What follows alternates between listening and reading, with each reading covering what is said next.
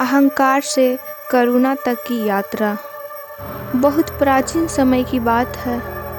आकाश मंडल में सूर्य भगवान अपने तेज, प्रकाश और शक्ति के लिए विख्यात थे। उनकी किरणों से ही पृथ्वी पर जीवन संभव था। देवता, ऋषि, मनुष्य सभी सूर्य की उपासना करते थे, लेकिन अपार शक्ति के साथ सूर्य के मन में धीरे धीरे अहंकार भी आने लगा। उन्हें लगने लगा, मेरे बिना यह सृष्टि कुछ भी नहीं, ना देवता, ना मानव, ना धरती। इसी अहंकार में सूर्य की किरणें और भी तीव्र हो गई। पृथ्वी तपने लगी, नदियाँ सूखने लगी, पेड़ पौधे मुरझाने लगे, मनुष्यों और पशुओं का जीवन कष्टमय हो गया। धरती माता व्याकुल हो उठी। धरती माता ब्रह्मा जी के पास पहुंची और बोली, हे सृष्टिकर्ता, यदि सूर्य का यह तेज यूं ही बढ़ता रहा तो सृष्टि नष्ट हो जाएगी।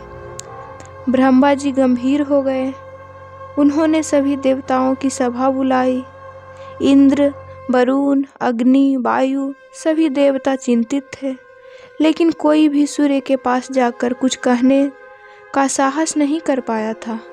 तभी ब्रह्मा जी बोले, सूर्य को यह याद दिलाना होगा कि शक्ति का अर्थ दया और संतुलन होता है, ना कि अहंकार। पर प्रश्न यह था, कौन सूर्य को यह समझाएगा? सभा में अचानक शनिदेव आ गए। पिताजी, यदि अनुमति हो तो मैं सूर्य से बात करूं।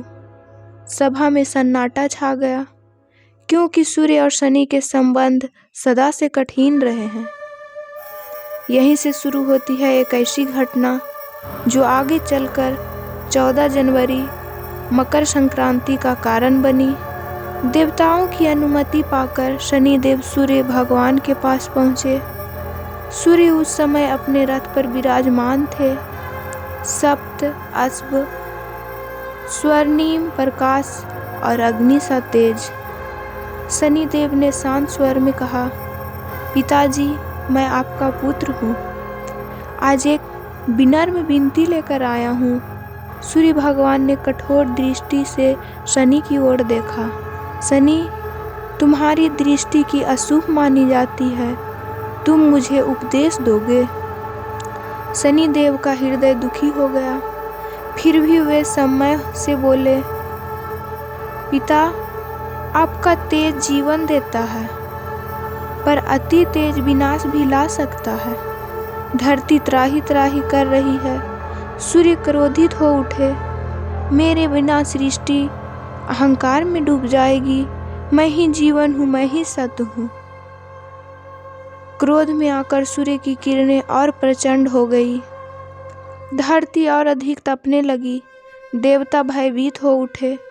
शनिदेव ने शांत स्वर में कहा, पिता, जो स्वयं को सर्वोच्च मान ले वही सबसे पहले पतन की ओर जाता है। यह सुनते ही सूर्य शतबद्ध रह गए। पहली बार सूर्य ने अपने भीतर झांका। उन्हें धरती की पीड़ा, मनुष्यों का कष्ट, नदियों की सूखती धाराएं दिखाई देने लगी। उनका अहंकार धीरे धीरे पिघलने लगा। सूर्य ने गहरी सांस ली। यदि मेरे कारण सृष्टि दुखी है तो यह शक्ति व्यर्थ है। सूर्य भगवान ने उसी क्षण निर्णय लिया, मैं अपनी दिशा बदलूंगा। मैं उत्तर की ओर गमन करूंगा, जहां से शीत, संतुलन और जीवन लौटेगा। जैसे ही सूर्य ने उत्तरा नारायण की ओर बढ़ना शुरू किया, धरती पर शीतलता फैलने लगी।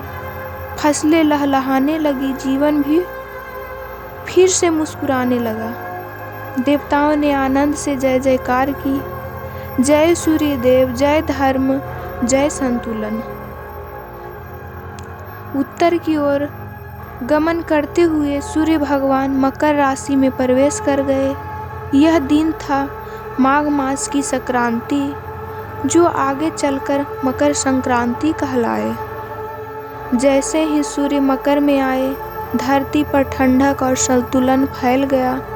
दिन बड़े होने लगे, रातें छोटे होने लगी।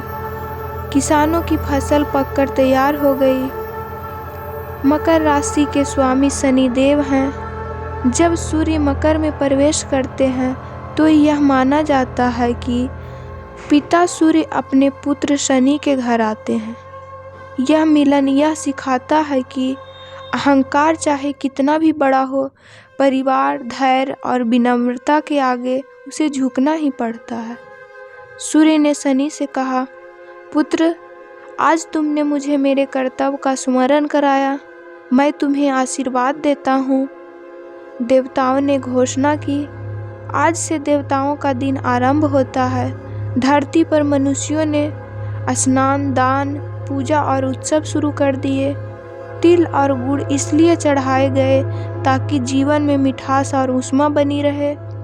खिचड़ी दान और सूर्य अर्घ्य इस दिन पुण्यकारी माने गए हैं। इसी कारण 14 जनवरी को सूर्य भगवान की विशेष पूजा होती है। नई फसल का धन्यवाद किया जाता है। अहंकार त्याग कर संतुलन अपनाने की सीख मिलती है।